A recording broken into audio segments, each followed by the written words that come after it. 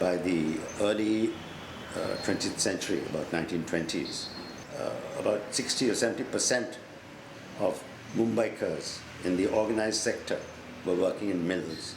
म्हणजे आपण असं बघितलं की 1856 साली जरी गिरण्या सुरू झाल्या असल्या त्यावेळी कायदे वगैरे नव्हते. 12 तास काम करा, मालकाला होईल तेव्हा.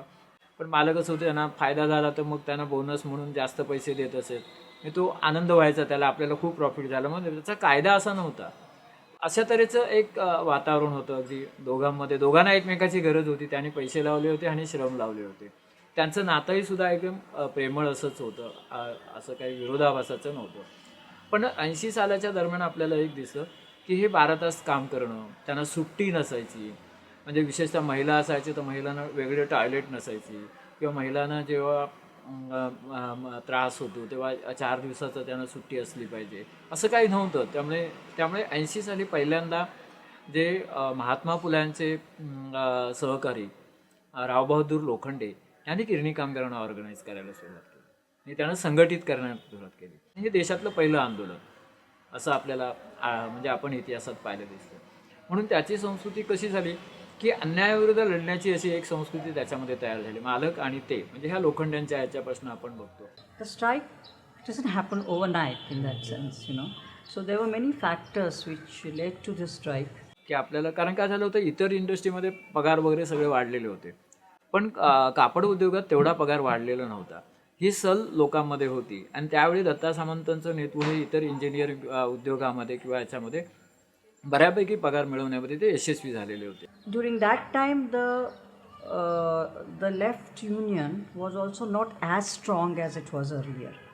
The workers felt that probably they should go to some other leader who had been very successful in the other industries. They requested him to represent them in the strike. आणि तो संप झाला. संप बराच काळ चालला. पण गिरणी उद्योग हा म्हणजे कापड उद्योग हा सबंध देशात अडचणीत होता आणि त्यावेळी तो संप झालेला होता. The longest strike of perhaps 250,000 workers at that time, perhaps more than any other number of workers in one industry in one city in the world. त्यामुळे मालकांनाही परवडणारं नव्हतं एवढी, म्हणजे 400 रुपयाची पगारवाढ देणं. 60-65 रुपये वाढ देण्यात आलेली होती, पण ती स्वीकारली गेली नाही आणि संप इल्लिगल झाला. संप इल्लिगल झाल्यामुळे 1,00,000 लोकांना मालकाने कामावर घेतलं नाही. ज्यांना कामावर घेतलं त्यांना सुद्धा आपण संपात सहभागी नाही होतो अशा तऱ्हेचं लिहून द्यावं लागलं आणि त्यांना हवे तेवढेच त्यांनी काम करत. म्हणजे संपाचा फायदा जास्तीत जास्त कोणाला झाला असेल तर तो मालकांना झाला. कारण की 1,00,000 लोकांना त्यांना काढता आलं. ते कामावर असेल त्यांना काढता आलं नसतं. काम नसेल तर त्यांना बसून पगार द्यावा लागतो. हा कायदा आहे.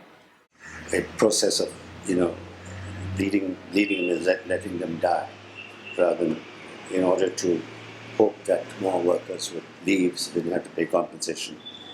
परंतु त्या संपाचा जो अंत झाला, तो शेवट झाला, तो गिरणी कामगारांची ट्रॅजेडी झाली. 1,00,000 लोकांना नोकऱ्या गमवाव्या लागल्या. जे कामगार गेले ते सुद्धा मानहानी करून गेले. आणि नंतर मग असं लोकांना वाटायला की गिरणी कामगार हा आता का थकलेला आहे. म्हणजे त्याची एक लढ्याची परंपरा गिरणी कामगाराची एक हे होती. ती एक परंपरा म्हणजे त्या परंपरेला धक्का लागल्यासारखी परिस्थिती निर्माण झाली. म्हणजे आमचे सगळे गिरणी कामगार ज्यांची 82मध्ये नोकऱ्या गेल्या ते शेतात जाऊन राबले.